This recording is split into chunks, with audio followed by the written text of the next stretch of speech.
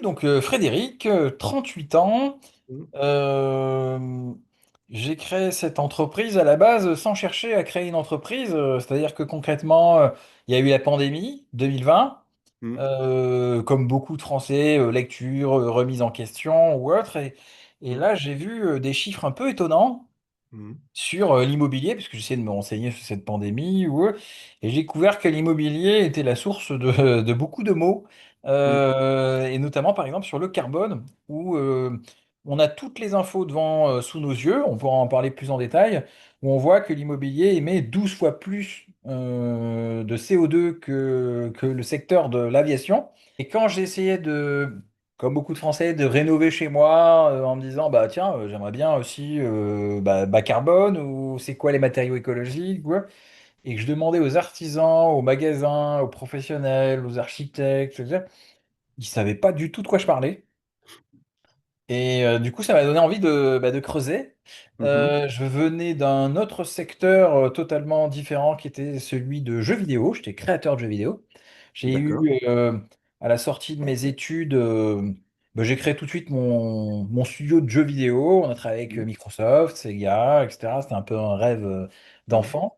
Et donc, j'ai mhm, amené un peu ce savoir-faire de jeux vidéo, c'est-à-dire créer des communautés, faire des interfaces naturelles, faire des choses simples. euh, dans ce secteur de l'immobilier. Et donc, comme je ne savais pas comment m'y prendre pour pouvoir résoudre ce problème bas carbone ou autre, ben, je me suis dit, tiens, je vais faire un master de recherche. Donc, je suis mhm, retourné à l'école et j'ai cherché un moyen de faire des expériences. On a fait beaucoup d'expériences où je cherchais un modèle dans lequel, c'est pour ça que je disais, c'est pas une entreprise à la base, mais de comment je vais réunir beaucoup de compétences pour travailler sur le sujet, comment on va réunir de l'argent et mhm, puis du temps et les moyens de faire des projets. Et ça a donné investir ensemble. Euh, j'ai un peu deux mantras parce que vous mhm, disiez, j'ai du tutoiement facile, mhm, désolé.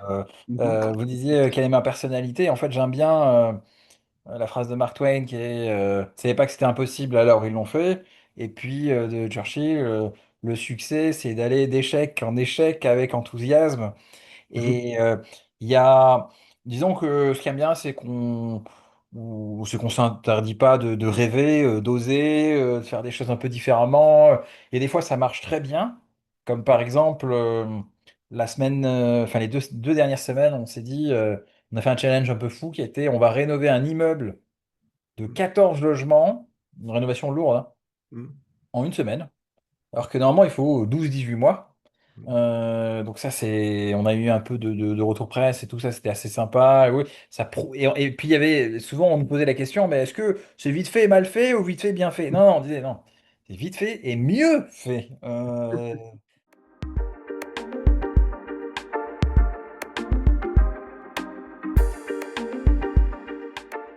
Je donne un exemple, là, sur des prochains bâtiments, on est en train de tester des solutions néerlandaises, parce qu'on regarde un peu tout ce qui se fait en Europe, pour Mhm, pouvoir recycler l'eau. C'est-à-dire l'eau de la douche va dans les WC, mais avec un système un peu industriel, pour que ce soit pérenne et que ce soit pour tout un bâtiment avec des étudiants. mhm, Euh, et puis derrière, ce qu'on remarque, c'est que ce type de projet, au final, c'est beaucoup plus rentable que des projets financiers classiques. Et c'est au point où on arrive à, dans le discours qu'on amène, c'est de dire aux investisseurs classiques, par exemple, c'est arrêter de jeter de l'argent par les fenêtres. Je donne un exemple très concret. Économiser, par exemple, de l'eau, équiper une bonne salle de bain, ça va coûter 200 euros d'investissement et vous allez gagner 200 euros par an. Et 10 000 litres par salle de bain. 10 000 litres, oui. Donc, c'est quand même des statistiques. Ça, c'est très concret, quoi. mhm, Euh, le côté social, euh, on l'a à la fois dans les projets auxquels on adresse et dans nos investisseurs, la tribu en fait qu'on constitue. Et ça, c'est une vraie richesse parce que par exemple, j'ai un exemple très concret qui est un peu avec ce que je dis avec les labels bas carbone. On adapte nos logements à l'handicap. mhm, L'handicap, bien souvent, on pense au fauteuil roulant. mhm, Et en fait, il il y a aussi ceux qui sont aveugles, qui ne voient pas très bien. C'est tout de suite 6% de la population, hein, quand même, hein. Mhm. On a l'auditif, le mental ou autre. Et bien équiper un logement, ça coûte entre zéro et pas grand-chose. Concrètement, par exemple, ben, un aveugle, effectivement, il ne peut pas cuisiner si c'est avec des plaques de cuisson, il n'y a pas les boutons. Mhm. Si quelqu'un qui va être malvoyant, si c'est un bouton de lumière blanc sur blanc, bah, il va pas le voir. Alors que ça va coûter rien de mettre soit de la peinture de couleur, soit un bouton contrasté. Et ça, deux choses. Un, c'est de l'avoir trouvé, c'était ensemble, parce que ça, c'est des ingénieurs qui ont fait des cahiers des charges incompréhensibles et on a des associés chez nous qui sont malvoyants, qui sont handicapés et qu'on intègre. On a par exemple une personne malvoyante qui a travaillé sur le chantier la semaine dernière. Malvoyante, c'est vraiment avec la canne, hein. C'est voix floue, quoi. Mhm. Et qui a aidé, enfin, qui a travaillé sur le portail, notamment. Euh, et ça, c'est une vraie richesse collective, parce que bah, du coup, on comprend tout de suite, on n'a pas besoin d'ingénieurs, on a les personnes qui ont un handicap qui nous disent quoi faire. On simplifie ça. Et puis Mhm. derrière, comme je le disais, ben, c'est beaucoup plus rentable parce que on peut adresser 6% de la population en plus, qui ne viendrait pas dans nos logements si on voulait faire de la location courte durée ou de la location classique. Donc, euh, ça, c'est un vrai sujet. En fait, c'est ça. On essaye de prouver que le côté social et environnemental peut être plus rentable.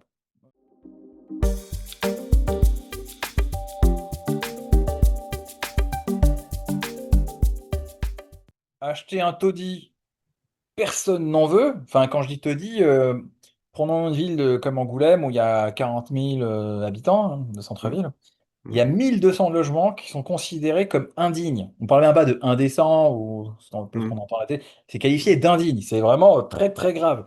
Donc, les Mhm. bâtiments qu'on achète, des fois, ils n'ont même pas de toiture, hein. Ils risquent de s'écrouler.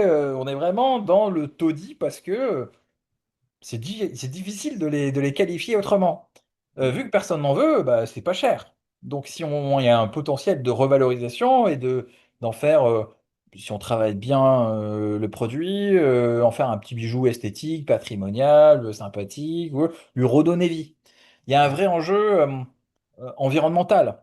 En fait, au début, comme je ne savais pas, j'avais pas les connaissances métiers, aujourd'hui ça va un petit peu mieux, mais il y a 5 ans sur qu'est-ce qui fait qu'on peut faire du bas carbone dans l'immobilier. Ben, en fait, c'était la rénovation. La rénovation de bâtiments très dégradés dans lesquels vous avez encore de la maçonnerie. Pourquoi? Parce qu'une construction, c'est 1 tonne de CO2 émise par mètre carré, en fait. Quand vous faites une rénovation d'un taudis, donc un bâtiment qui n'a Mhm. pas de toiture, où il faut faire un peu de maçonnerie, oui, vous divisez déjà par deux. Vous êtes à 500 tonnes de CO2 par mètre carré. Et après, en mettant des produits euh, qui peuvent séquestrer le carbone, qui sont plus efficaces, plus écologiques, ou etc. Vous pouvez même faire un bâtiment qui va être en carbone négatif. Comment je passe en carbone négatif? Et pour ça, on a découvert plein de produits, que ce soit par exemple des revêtements de sol comme Interface, qui est la première moquette qui absorbe le CO2. On a mis de l'herbe, on a isolé avec de l'herbe de rue. C'est pas l'herbe de pré, c'est de l'herbe qui a été ramassée dans la rue, donc qui sert à rien, hein, qui allait être incinérée. Et c'est Mhm. un brevet suisse et c'est une start-up belge qui l'a lancé. Et ça séquestre énormément de carbone. Ça peut être de la peinture minérale ou de la peinture recyclée. Ça peut être, enfin, on teste plein de produits et maintenant on tend vers le carbone négatif. Euh,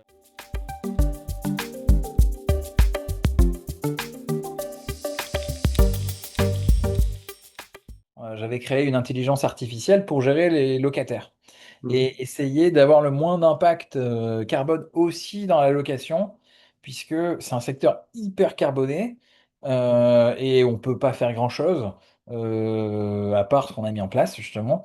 Pour un exemple très concret, je ne sais pas si vous avez des enfants. Non, Non, ok. pas d'enfant. Moi non plus.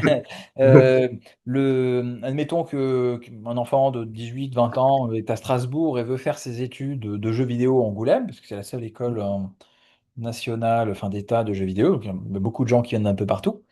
Mais en général, il doit faire Strasbourg-Angoulême pour pouvoir venir avec ses parents chercher un logement. Puis une fois qu'il a retrouvé, il repart il attend un petit mois et puis après il revient. Donc en fait, on a trois déplacements massifs qui ne servent à rien, hein. Et nous, ce qu'on a mis en place, c'est fini par. Ça a mis 2 ans avant de trouver la bonne formule. C'est de filmer l'appartement d'une certaine manière, filmer la rue et l'environnement d'une certaine manière et créer la confiance pour que la location se fasse à distance.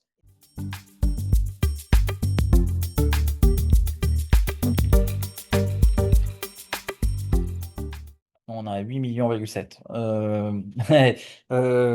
Donc ça donne des moyens. C'est ça qui est intéressant. Euh, En fait, oui, c'est pas que des prototypes qu'on fait, c'est à chaque fois, on se donne, on va chercher ce qui peut être qualifié dans le milieu un peu industriel ou autre, de l'excellence opérationnelle. Donc, on a fait comme ça sur ce premier chantier. Au début, c'était simple, on réduit les nombres de mètres carrés, on fait de la rénovation taudis. Ok, qu'est-ce qu'on fait pour le chantier d'après? Quel sera meilleur? Ah, on va tester un nouveau produit et on va essayer d'être plus performant. Ouais. Et c'est comme ça que un peu sur tous les aspects. Ça nous a permis, par exemple, de recevoir énormément de labels. Et quand c'était une stratégie qu'on a mis en place. Et quand on a un label, l'idée, c'est d'être le numéro un. C'est pas, ça prouve que c'est pas un hasard, c'est pas par le Saint-Esprit ou un coup de chance. Par exemple, on est la seule TPE en France labellisée par le ministère de l'économie. C'est écrit sur le site du ministère de l'économie sur les achats responsables. C'est-à-dire que notre stratégie de lutte contre la corruption est la même qu'une banque, que nos délais de paiement sont audités et on est considéré comme des gens qui payons très très vite. Et ça, il y a plus de 4000 grands groupes qui ont essayé d'obtenir ce label, qui ont signé la charte achat responsable, et il n'y a que 109 sociétés qui sont labellisées, donc c'est quand même assez sérieux. Bicorp, qui est un des labels RSE mondiaux, où on a finalement le plus haut score français. RSE engagé, où c'est la même chose. On est la première entreprise engagée pour la nature de notre département. Ce qui était très intéressant, c'était de se dire, tiens, il y a des labels. Et plutôt que les voir comme des contraintes ou des difficultés ou autre, c'est d'avoir une organisation très agile, très jeu vidéo, pour pouvoir rapidement moduler ce qui ne va pas, les améliorer et proposer une approche au final industrielle dans lequel on évolue, on expérimente à chaque fois. Et ça fait partie de l'ADN. Mais quand on faisait des jeux vidéo, en fait, chaque année, il y avait la nouvelle console ou la mode du temps. En fait, chaque année, il fallait accepter d'évoluer parce que sinon, vous étiez mort, hein. Donc, ce qui est bien, c'est qu'on a un peu de moyens pour pouvoir continuer à se développer, aller sur ça. Et puis, c'est assez important de préciser que, en fait, on a eu 700 candidatures, on a accepté que 100. Donc, en fait, on aurait pu lever beaucoup plus d'argent au final si on avait vraiment eu la l'appât du gain, entre guillemets. Mhm. Euh, mais c'est un mode où des gens veulent se regrouper, faire des choses, la France qui bouge.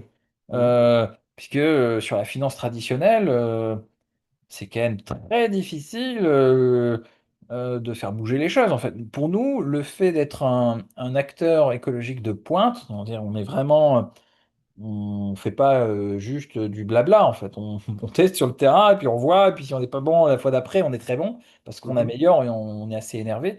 C'est vraiment un défaut. C'est-à-dire qu'on n'arrive pas à obtenir de prêts bancaires pour soutenir des choses écologiques dans l'immobilier.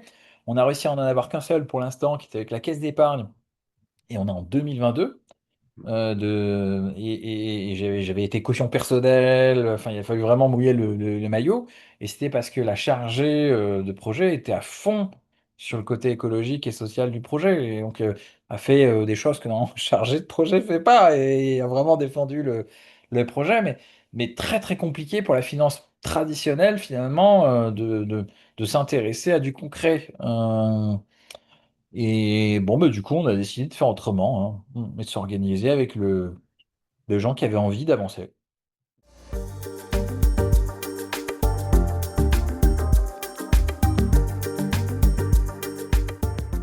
Sur le premier bâtiment, pour l'anecdote, on accueillait les locataires le 27 août 2021 et la veille, le 26 août, on a fait un barbecue avec les artisans à l'intérieur du bâtiment.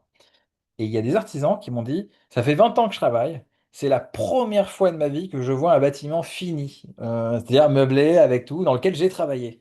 Mhm. D'habitude, moi je fais juste le placo en fait. Ils sont habitués à être dans des silos.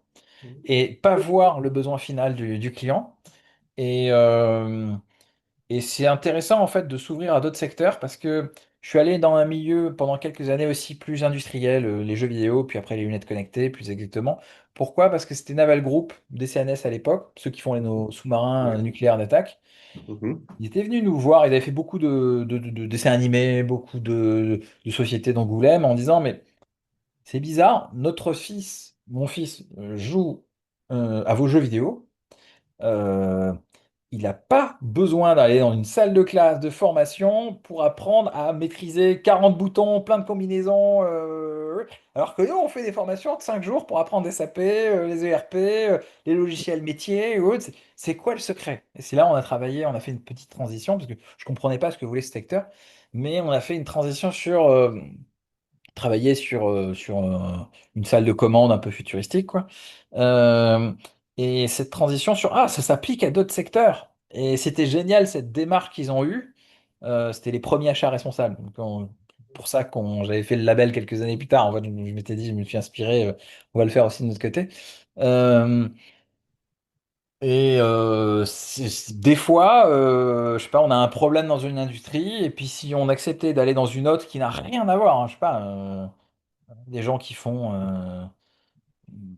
de la couture, ben peut-être eux, ils auront la solution. Et c'est difficile d'avoir ce switch mental. Et grâce à ça, grâce à Naval Group, quelque part, j'ai pu essayer de l'avoir. Et puis maintenant, c'est plus facile. Et je me dis, ah, tiens, je peux faire de l'immobilier. Et, et donc, je sais pas vraiment où je voulais en venir, mais en fait, c'est ouais, les secteurs ne se croisent pas assez. Mhm. Et là, j'ai de la chance d'avoir des gens qui sont parfois très industriels, parfois artistes, parfois profs, parfois dans l'innovation, parfois, enfin, c'est toute la France. Et d'avoir plein de points de vue, c'est tellement enrichissant. Euh, il faut manager les susceptibilités, hein. Ça, c'est une des difficultés qu'on peut avoir, ou les égos, quand on gère un groupe aussi gros. Mais ça peut, si on trouve le meilleur de chaque initiative et qu'on travaille là-dessus, on va vachement plus vite et plus loin, quoi.